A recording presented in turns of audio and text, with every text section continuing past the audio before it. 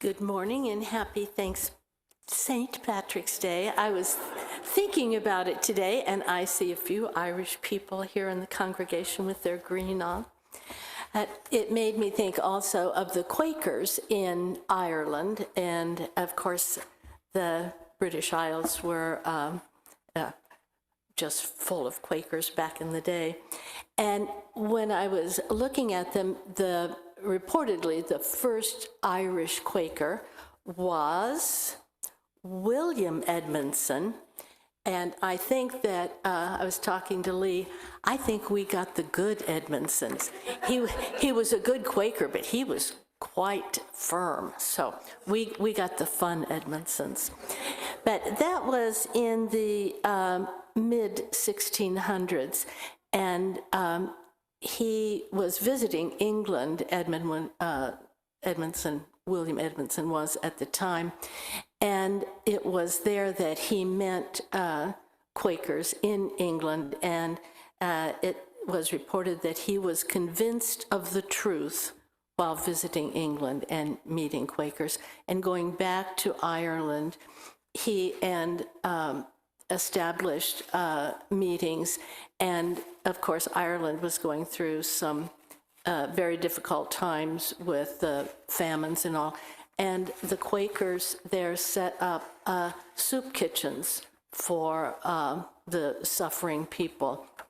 So we also have them to look back, and a rich heritage of sharing with those less fortunate. So we're thankful for all that they have. And the Irish also have given us many lovely thoughts to think. And today, probably their most well-known blessing is, may the road rise up to meet you. May the wind be always at your back. May the sun shine warm upon your face. The rain fall soft on your fields. And until we meet again, may God hold you in the palm of his hand. And what a lovely world it would be if we could keep to that with the rest of the world.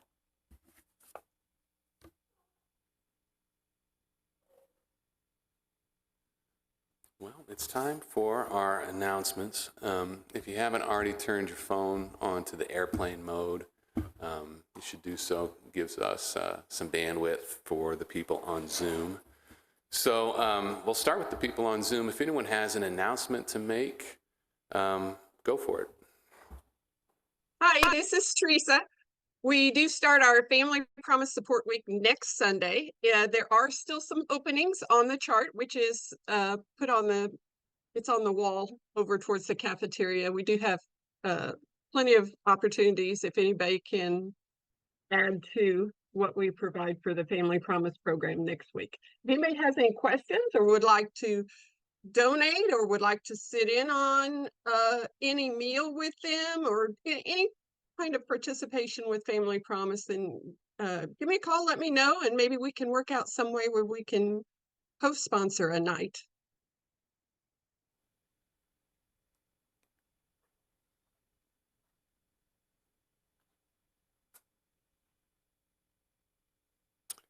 If there are no more Zoom announcements, we can open it up for announcements in the meeting house.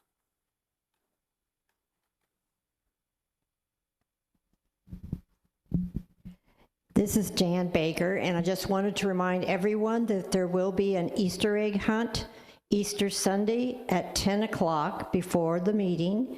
All children, all grandchildren are welcome, and we are collecting candy. It needs to be small and wrapped so that it will fit in a plastic Easter egg.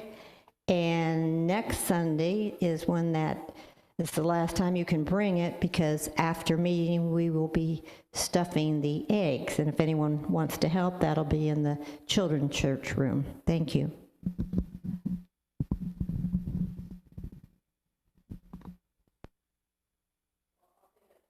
A moment and go ahead and announce just a reminder that meeting for business will be this afternoon, well, this morning, I guess, midday. After the rise of service, right about noon, it will be in here. And then one more reminder, too, of the outside workday on April 6th. And if you're able to come, there are several things that need to be tidied up outside. And then just one more reminder, on April 27th, please put that on your calendar for our spring hike at DePaul Nature Park. Thanks. Oh, I didn't introduce myself. Anita Kamick. Beth Simon's here. Today is our writing group at 1 o'clock if anyone is interested in attending. And newsletter, I'm going to be working on it starting next week. So if you have anything for the newsletter, please get it to me in the next 7 to 10 days.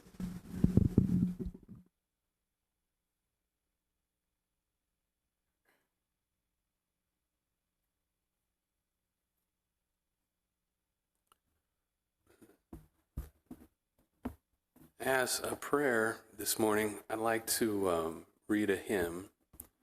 It's called A Song of Peace. In the Worship and Songbook, it's on page 304.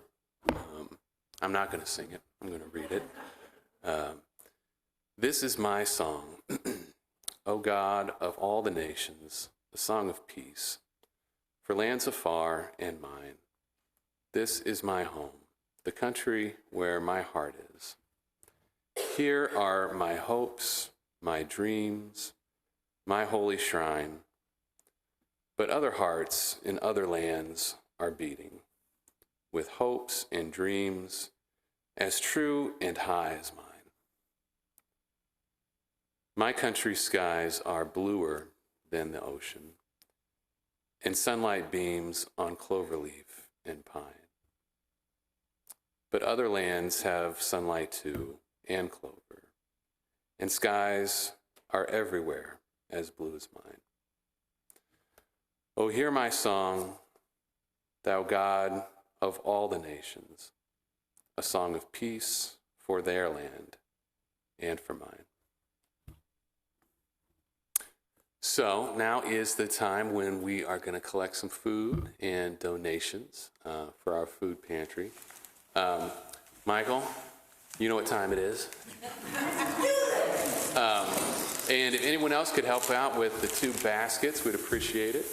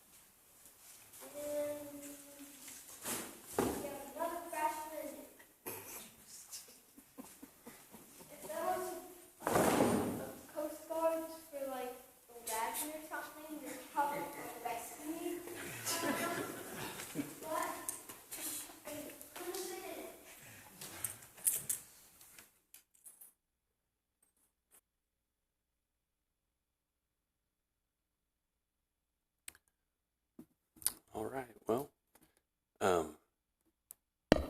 ever since Phil asked if I would be interested in speaking today, I've been joking with him that it's all part of an elaborate plan for him to get a raise. And I think we're all going to agree that he's underpaid by the time I sit down. I shouldn't be joking about that since one of his last sermons was about living simply. But I really admire Phil deeply, and I'm really happy to be here and humbled that he asked me to speak. He said as part of his invitation that in the Quaker tradition, a theological education is not required to bring a message. And so he left it to me to decide what the topic of the message was going to be. And I thought about it for a long time and decided that the topic would be myself, of course. And in particular, my job. I want to talk a little bit about that. I work at the Public Defender's Office, and what we do at my office is not trial work. We don't represent people who have been charged with crimes in front of a jury. We are at the other end, at the back end. We represent people who have already been convicted of crimes. They've lost their appeal. They're in prisons. They come to us seeking to overturn their convictions based on ineffective assistance of counsel, something wrong that their previous attorney has done. Maybe new evidence proving their innocence has come to light recently. So that's what I've done, and that's what I do. I go to prisons a lot, and I meet with imprisoned people a lot. I've been doing this for 20 years. It was the first and only job I've had since law school.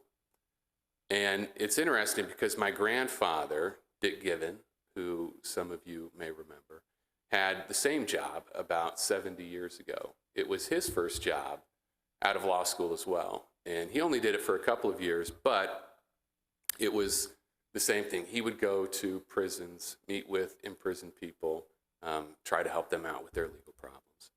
And when he was still here, he would tell stories about that job. And one in particular, he was visiting a client in a prison somewhere in the state.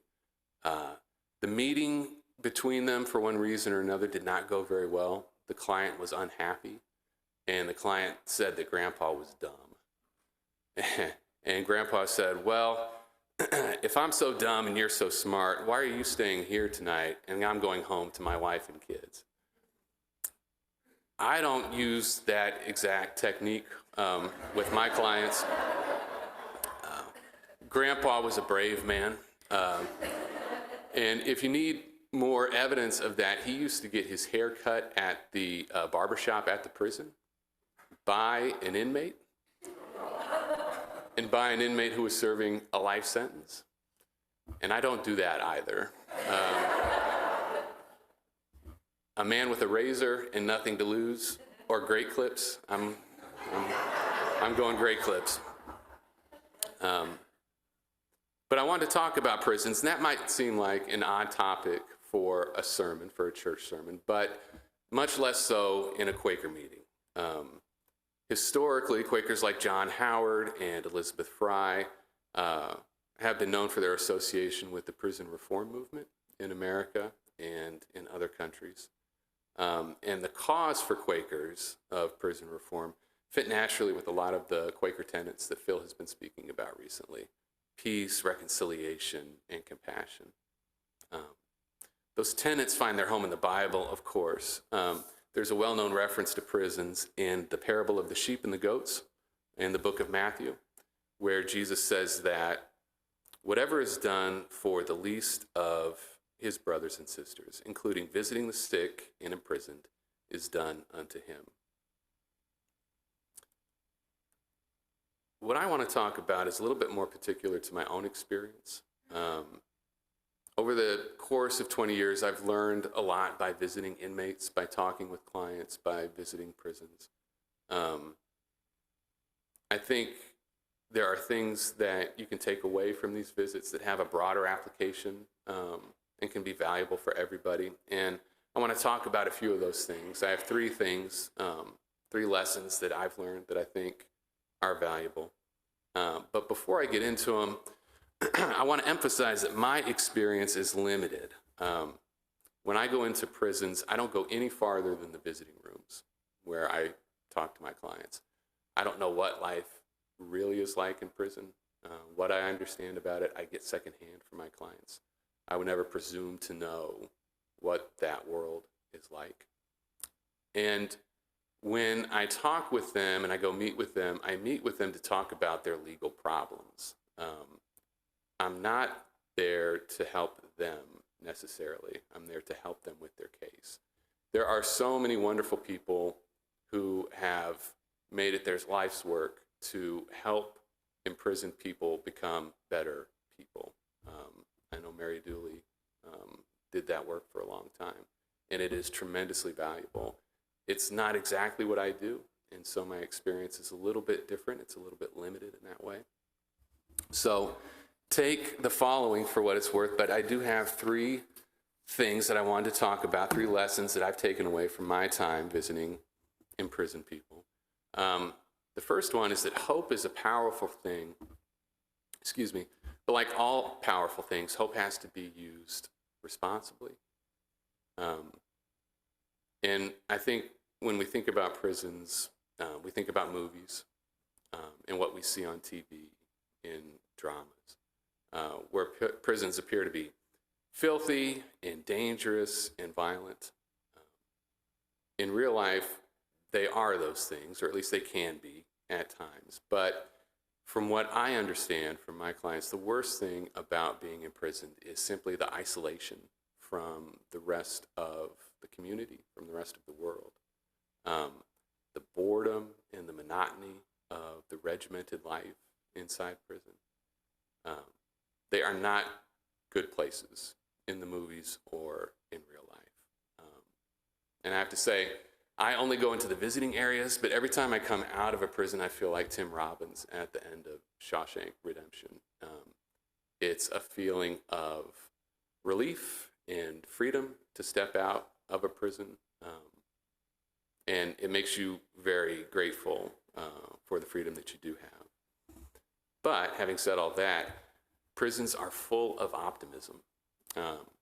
Every time I meet with a client, he or she is hopeful.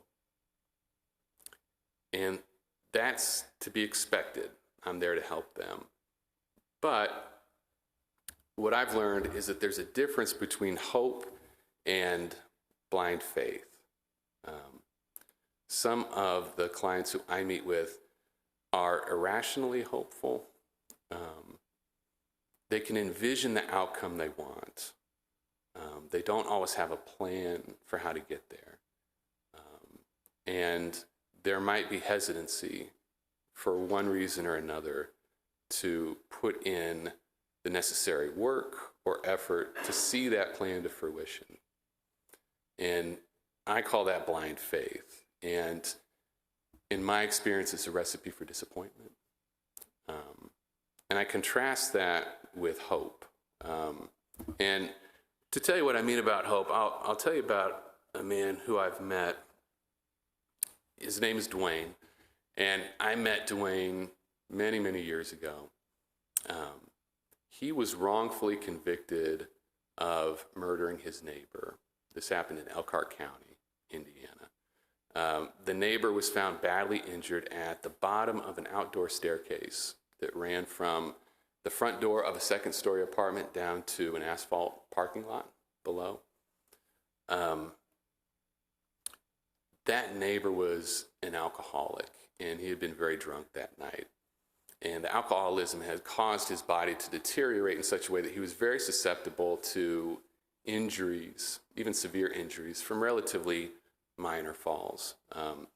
And all of the eyewitnesses who were there that night, including Dwayne, said that the neighbor was drunk and that he had lost his balance at the top of the staircase and had fallen down to the parking lot. The prosecutors in Elkhart, however, were able to convince a jury that the neighbor's injuries were so severe that he must have been beaten to death at the bottom of the staircase. And they said that it must have been Dwayne who did it. And the reason they pointed the finger at Dwayne was because Dwayne had the neighbor's blood on his clothing.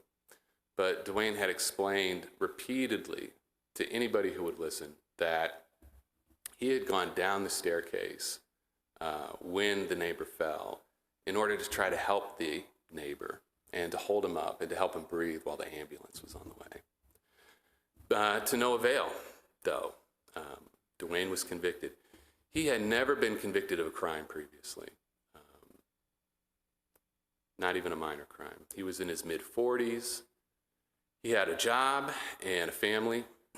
He was sentenced to 58 years in prison, and he stayed there for 13 years until a judge in federal court overturned the conviction after hearing unequivocal expert testimony from a forensic pathologist that the neighbor's injuries had been caused by a fall, exactly like the eyewitnesses had said. There never had been a murder. There never had been a crime. But Dwayne's attorney at trial had never consulted with a pathologist before going into trial. The jury never heard any expert testimony about the injuries that the neighbor had suffered. And the new evidence that led to the conviction being overturned was so powerful that the prosecutors in Elkhart didn't even try to recharge Dwayne. And his name was added to the National Register of Exonerees. I tell you all this because Dwayne represented himself in federal court. So after the 13 years, there were protracted legal proceedings. Dwayne was by himself and was able to overturn his conviction through his own efforts. And I'm here to tell you that it is difficult for even a terrific attorney to get that type of result in federal court. So imagine being an inmate with limited access to a law library that's stocked with outdated case books. Instead of stamps and envelopes, instead of email, Dwayne had stamps and envelopes. And in all my 20 years, I've never known anybody who was able to do what Dwayne did, to represent himself, to get that type of result for his case. And Dwayne was always optimistic. I met him when he was imprisoned. I've seen him a number of times since he's been released. And the optimism that shows through is amazing, given all that he's been through. And when I ask him about it, he says that he had optimism because he knew that he had the truth on his side. But that truth wasn't going to translate into vindication without a lot of hard work. And Dwayne put in a lot of hard work. And so his optimism was not blind faith, but it was real hope.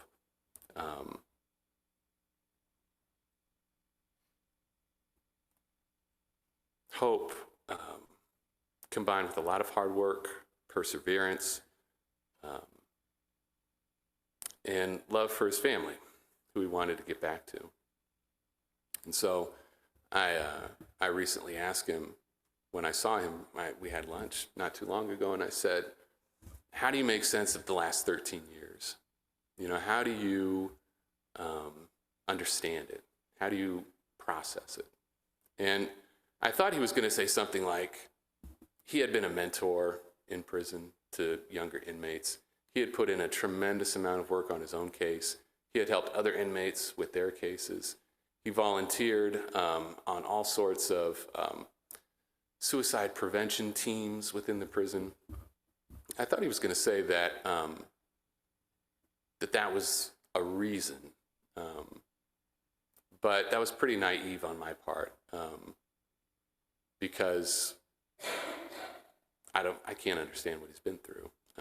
And he said that he doesn't know what that reason is, but he's going to church, he prays a lot, and he is optimistic that he will know the reason, that God will reveal it to him in time.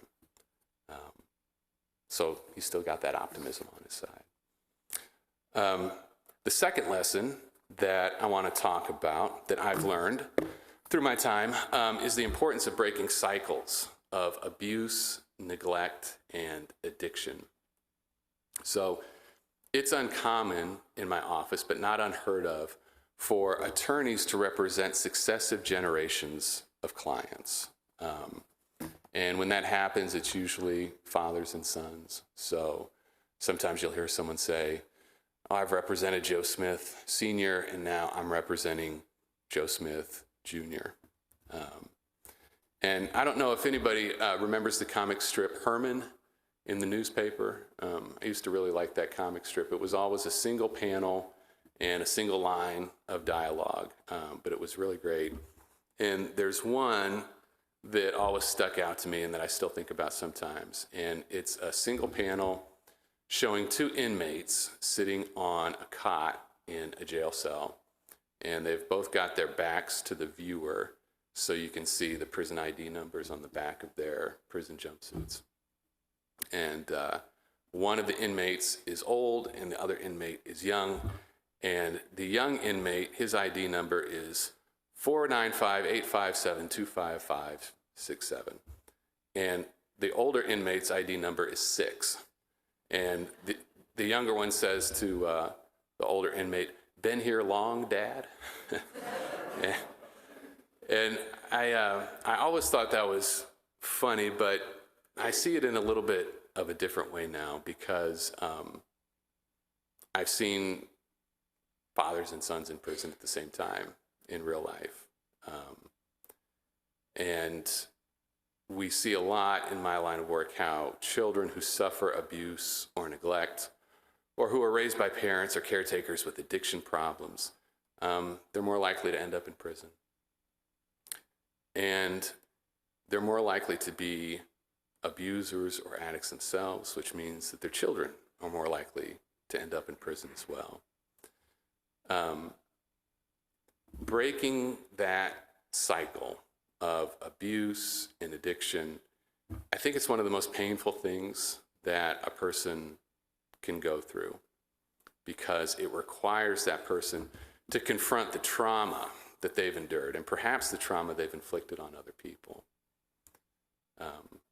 Phil talked a lot about depression recently in his sermons, and I really believe that one main cause of depression is an unwillingness or an inability to confront that kind of trauma in a person's life. And instead of confronting it, to see it perpetuated through your children. Breaking that cycle, it's also one of the most selfless things that a person can do, because most of the benefits of breaking the cycle, they flow to people one or more generations in the future away from you. It's something you do for yourself, but more so for others. Children can be born into a world and circumstances that they can't understand, and they can get swept into abusive environments that seem normal just because they don't know anything else. Breaking the cycle requires someone with the hope that there can be something different and better. I saw a story recently that a lot of the weapons that are being fired from Gaza into Israel are made from parts that are harvested from the unexploded bombs that have been fired from Israel into Gaza. And I don't know enough about that part of the world to say anything about that conflict, but I just think it's telling that sometimes we're hurt by the weapons that we shoot at other people, that they can come back and hurt us. And breaking the cycle is such an important thing, but it's a really hard thing. And so whenever we can help anybody in that situation, it's really important that we do.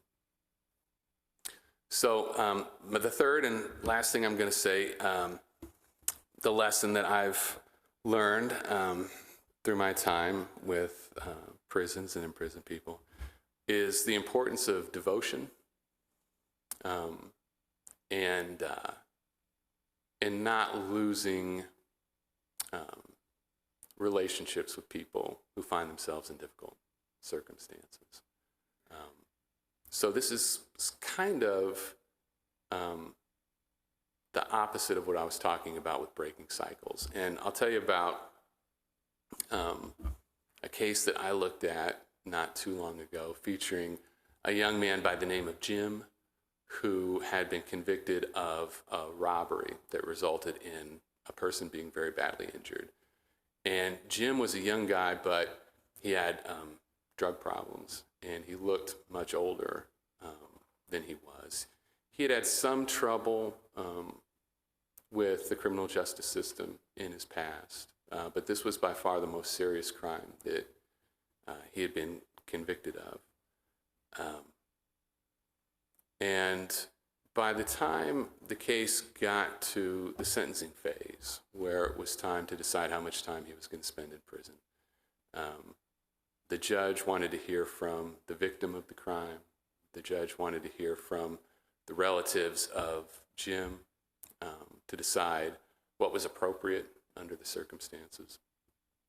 And Jim's father was there in the courtroom. And the thing about this was that, like I said, this is something a little different than the cycles of abuse that I was talking about earlier. Jim came from what would be called a good family. This wasn't a generational thing of those types of cycles. He had lost his way, and when his father took the stand to testify on behalf of his son, he did not refer to him as his son. He referred to him as the defendant. And he talked to the victim's family and to the victim. And he said, throughout the course of the trial, where Jim had been convicted, his father said, I sat behind my son on his side of the courtroom. I did that not because I thought he was innocent. I know he's guilty. The evidence was overwhelming. But I did that because there's only two sides in the courtroom. There's his and yours. And I wouldn't presume to sit on your side of the courtroom. And then his father looked at the judge and he said, Your Honor, I'm going to ask for mercy for the defendant. Not because he's innocent, but because I know that my son is still in there somewhere. And it was a powerful moment because he could have given up on Jim. He could not have shown up at that courtroom that day, but he wanted to be there for his son. He was devoted to his son. And he was going to advocate for his son, even though his son had made a terrible mistake. And so I'll leave on that note and just say that to have a devoted family is one of the great blessings we can have, and we should always be grateful for that. So, thank you.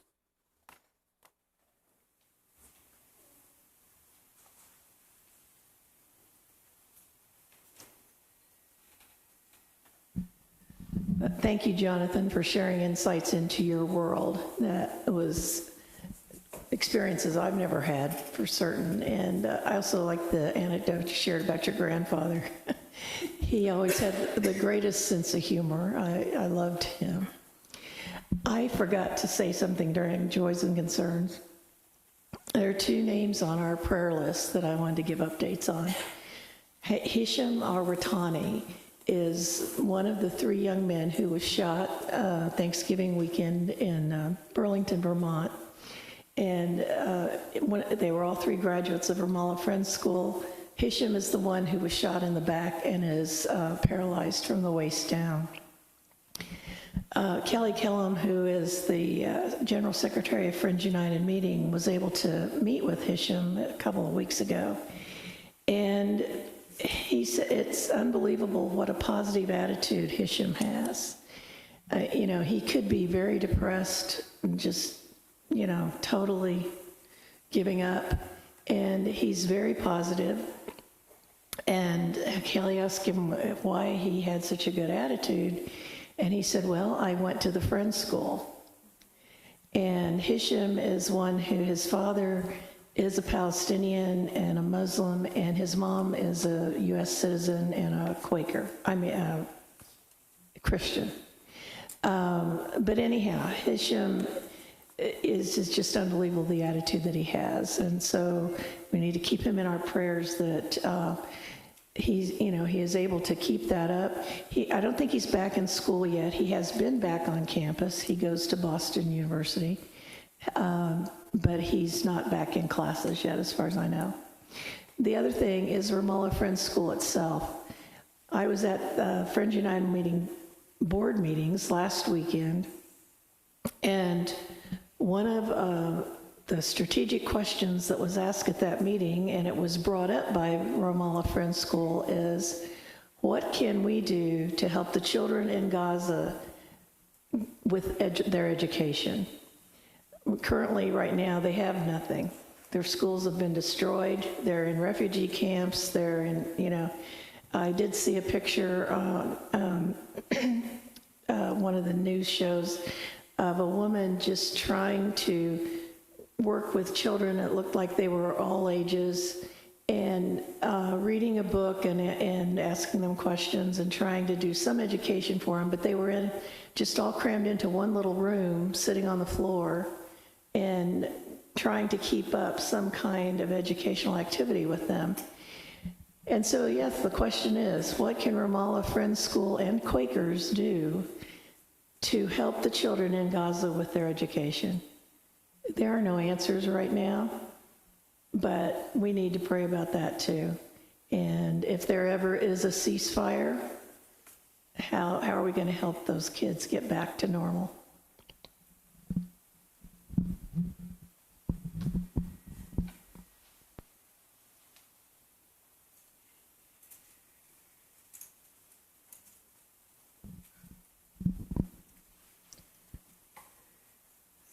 I deeply appreciate your insight, John.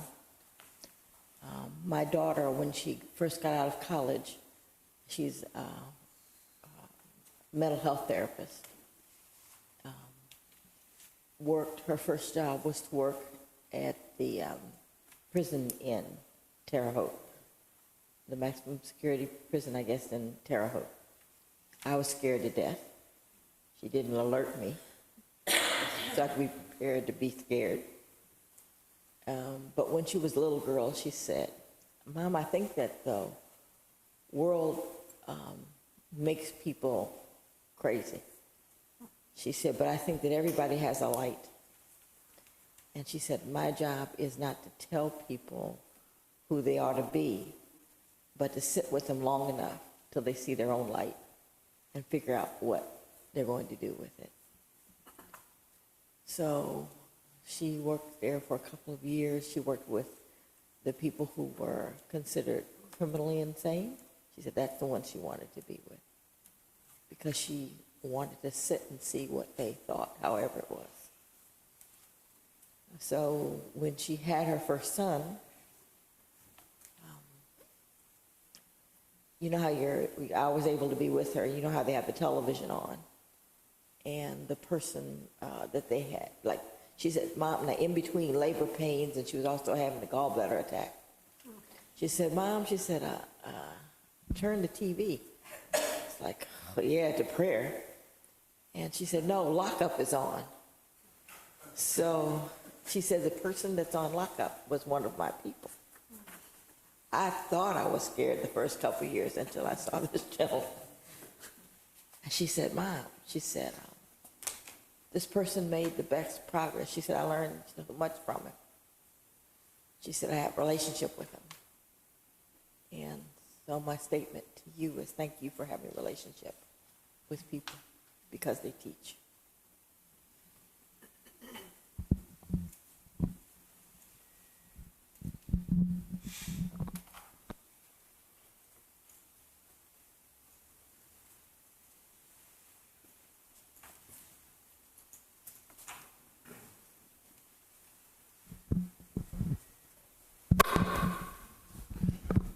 J.B. Simon, thanks, Michael. Kicked off a couple of ideas that I've experienced. A gentleman that I went to seminary with became the chaplain at the maximum security prison in Ohio. And he called me one day and said, "I need your help to come over and teach a class on leadership." All right. So off I go into the bowels of this ancient prison and met 15 lifers who had finished their GED, had finished their undergrad together, and were looking on their masters, and I was to be there to help them on a class on leadership. So, being the brilliant person that I am, I said, "Okay, who gets out first?" And a guy I only got 97 years to go. And a guy in the back said, that's nothing. I'm working on my 9 life sentences. These guys are not getting out. I spent 6 weeks with them, and I learned more than they did in terms of personal growth and leadership and the concept of consequential thinking, which is what I've been teaching for years now. The other thing that kicked off was your concept of hope. A good friend, when we lived in Richmond, he was a professor of physics and astrophysics at Earlham. Absolutely ranks in the top 3 of the most brilliant people I've ever met in my life.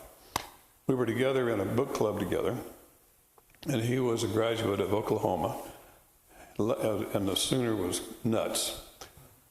And I got tickets to the Oklahoma Notre Dame game. So I called him up and I said, you drive, I'll provide the tickets, off we go. And all the way up, he looks at me and says, how can someone so smart as you believe in God? And I said, back at you, buddy. How can someone so brilliant with all this knowledge about astrophysics and stuff not believe in God? Those conversations went all the way up to Notre Dame and pretty much all the way back. And about 10 minutes before we get back to Richmond, he looked at me and goes, you know, you haven't convinced me that there's a God, but I'll meet you at hope. I'll meet you at hope.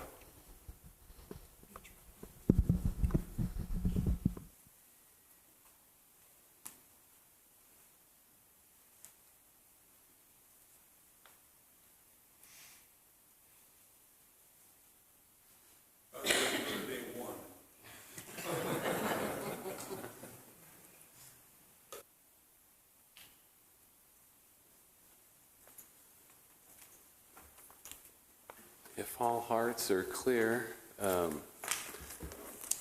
we have got one more hymn on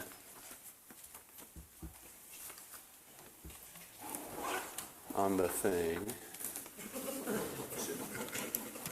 So let's see, yeah, I need to stretch out. So we'll do the hymn, and then our final word will be the song. Okay, great. Oh, it's worship and song number 201.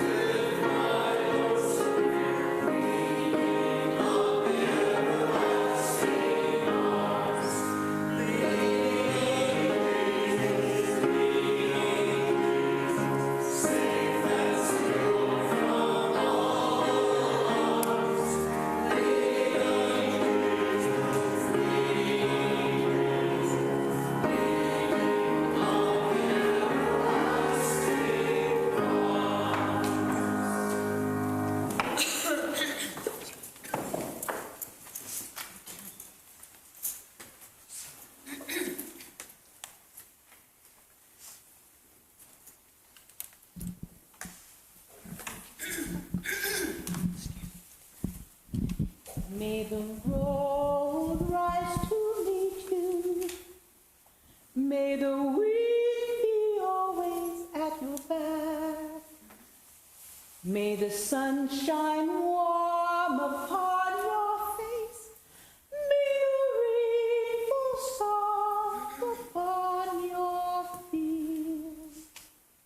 And until we meet again, may God hold you in the palm of His hand. And until we meet again, may God hold you in the palm of His hand.